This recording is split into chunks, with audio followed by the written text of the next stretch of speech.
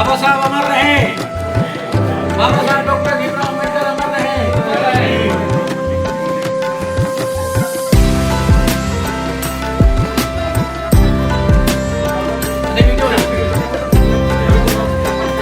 जो फोटो खिंचवाना चाह जी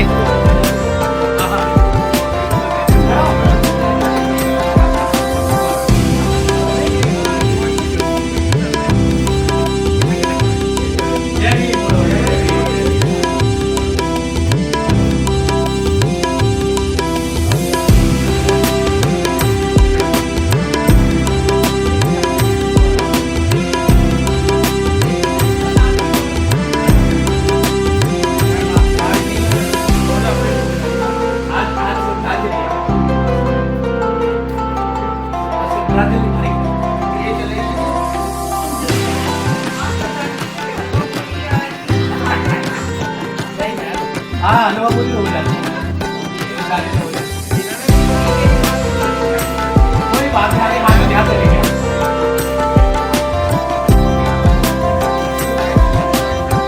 तो सब बोलना चाहें आ जाइए आ जाओ आओ मैडम आप बोल दो सब आ जाओ आ जाओ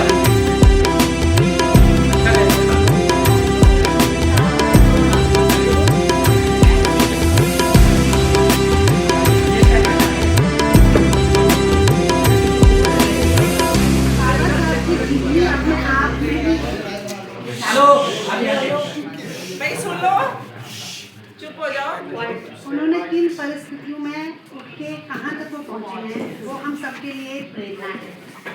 अपने हालातों पर सब कोई अपने आप को वो बनाता है मैं क्या करूं क्या नहीं करूं ऐसे नहीं कर सकता, लेकिन वो जिन परिस्थितियों से उठ के उभर के उस जगह तक पहुँचे हैं जहाँ पर कि उन्होंने इंडिपेंडेंट इंडिया का संविधान लिखा है, वो कोई मामूली बात नहीं है। तो हम सबको इनकी जीवनी से अच्छी बातें सोच के समझ के उन पर अनुसरण करने का कोशिश अनुपालन करने का कोई कुछ और भी बोलना चाहेगा? हम लोग क्या है, हम लोग बातें बनाते हैं कि हाँ ये होना चाहिए।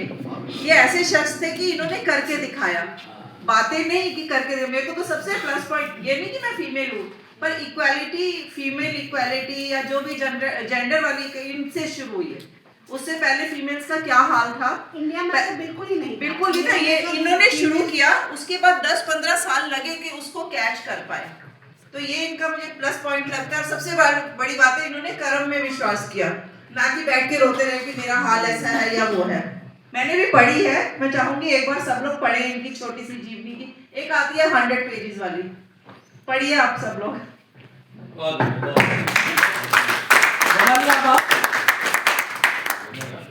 आ जाओ और 26 नवंबर 1949 को क्या हुआ था?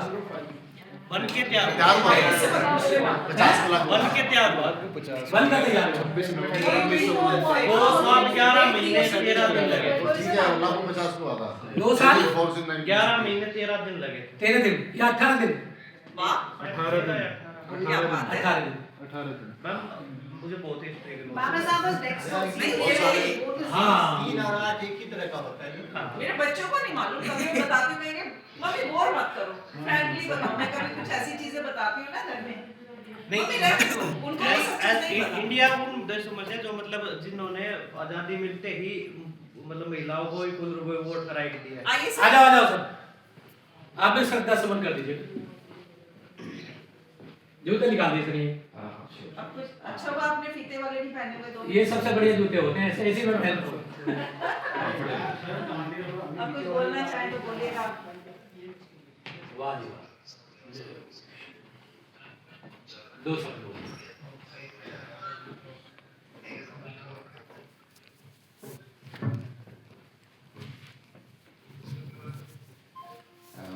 प्रिय दोस्तों, वैसे तो कहीं ठहरते ही नहीं इस व्यक्तित्व के सामने, बट ये है कि आधुनिक भारत के निर्माता हैं, सामाजिक न्याय के प्रतीक हैं और हमारे संविधान की रचना में जो है बहुत महत्वपूर्ण योगदान इन्होंने दिया है।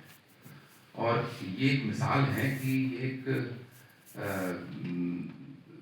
बहुत छोटी सी जगह से इन्होंने अपनी शुरू किया। जनरली हम संसाधनों के लिए उल्हाना देते हैं कि हमें ये नहीं मिला, वो नहीं मिला, पर अगर हम एक तुलनात्मक अध्ययन अगर करें कि जो बहुत सफल रहे हैं अपनी ज़िंदगी में, उन सब ने अपनी ज़िंदगी कोई किसी संसाधन के वजह से नहीं, उन्होंने अपने जो इच्छा शक्ति, अपने ज्ञान, उसके आधार पे जो है उन्होंने वो समाज में जो है वो स्थान प्राप्त किया है, जिसे कहते हैं ना अर्न किया है।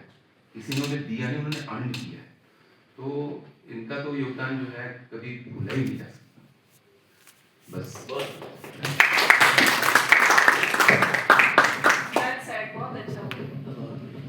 सबसे पहला पेज है जिसको हम क्या बोलते हैं हिंदी में प्रस्तावना नहीं, उद्देशिका बोलते हैं।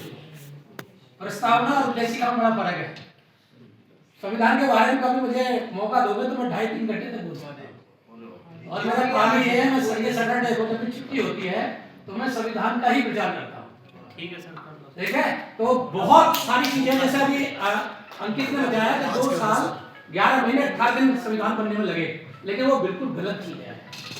वो कैसे है उसको थोड़ा समझना पड़ेगा, बैठना पड़ेगा मेरे साथ, तब आपको पता लगेगा। उतने दिन लगे नहीं संविधान बनने में, उतने दिन बने। वो ये जो पीरियड है वो संविधान सभा का पीरियड है। थोड़ा सा चीजों को देखेंगे जब हम संविधान को पढ़ेंगे तो बहुत कुछ जो संविधान के बारे में उल्टी सीधी चीजें हैं वो सब आपके माइंड से अलग हट जाएंगे। अभी देखो एक कंसेप्ट बहुत मीडिया ने फैला रखा है कि भारत का सर्वप्रथम आदमी कौन है, नागरिक कौन है। प्रथम नागरिक तो किसको कहते हैं पता है? राष्ट्रपति। गलत है ये। संविधान में कोई ना प्रथम ना कोई सेकंड है। We are all equal. ठीक है, तो आज हम अभी 1.5 मिनट में जो संविधान की प्रस्तावना है उसको हम लोग बोलेंगे। मैं बोलूंगा, आप मेरे साथ उसको दोहराएंगे। ये बाबा साहब के लिए सबसे बड़ी श्रद्धांजलि है, क्योंकि संविधान में जो पहला पेज है वही पूरे उद्देश्य को लिए हुए, वो राष्ट्र निर्माण और लोक कल्याण। संविधान के 2 ही उद्देश्य हैं। संविधान के 2 ही उद्देश्य, राष्ट्र निर्माण और लोक कल्याण।